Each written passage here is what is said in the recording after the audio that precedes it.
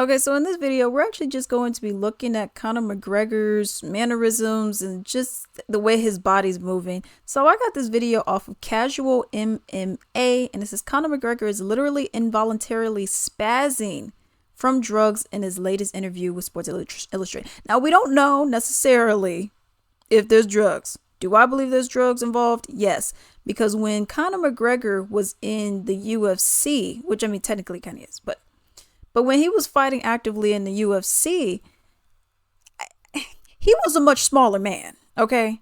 He obviously over time, you do get bigger and bigger, whatnot. But he was visibly a much smaller man. And then, you'll see pictures of him on Instagram and whatnot. And he has just gotten bigger and bigger and bigger. His neck started getting smaller. And he has started to look like he was on the roids. Now, I don't know what all happened, but I'm going to enlarge this and you be the judge. I'm going to play just a little bit of this. What did Jake bring to the table from the realism when it came to the fight game? Jake's a consummate professional, 75 movies made. I'm blessed to have entered into the movie alongside him. He was patient with me. He gave me guidance and I just took it. We had a good rapport on set. He has 75 movies made. I have 75 bar fights made. And that's it. We had a good back. Okay, now here's the thing with this. And of course, I'm not a doctor or anything like that. I'm just looking at what I see. Okay. One, if you look at Jake Gyllenhaal, he was not doing any excessive blinking. Okay. Like he did in that one movie with Hugh Jackman and Terrence Howard, Prisoners.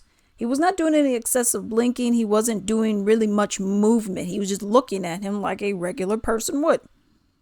Conor, on the other hand, he kept moving his shoulders up and down even before he started speaking. Because I was like, okay, maybe he's nervous. But then I'm like, he's not a nervous guy. So I was like, okay, well, what is it? Because he started moving, doing all that, twitching kind of thing, even before the camera, even before he started even speaking. So I was like, okay. Then he has this excessive blinking that he's doing, which I don't recall ever seeing when he was in the UFC. And then to top it all off on that, it seems like he's having difficulty trying to even get his words out. So some people are speculating, is it the roids? Is he on steroids?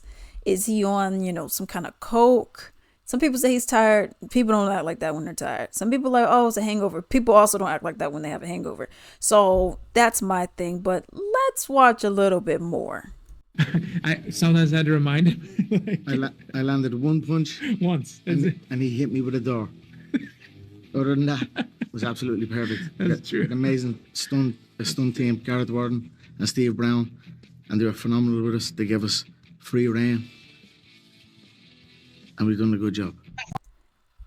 And then right there, he paused. He keeps pausing. It's like he's trying to force the words out. It's like the words are there. He's trying to grab them, but they're just too far from him. And he's just trying to get them. He's doing this excessive blinking. He's doing the arms up and down, the spasms, if you will. I feel bad because I really feel like this is the result of drugs. I really feel like that's what's going on with this, because at the end of the day, and I'm gonna just let this play while I speak. But at the end of the day, just looking at him, he seems like he's having a difficulty with getting things out. He has this excessive blinking. His shoulders, the way that they're constantly going up, the way that it's being forced to even get words out, which is not something, he's not a shy person. This isn't something that is odd to him. Like, oh, well, it's public speaking. He has done it multiple times. And then just looking at him, I feel really bad. I feel like there's obviously something that is wrong here.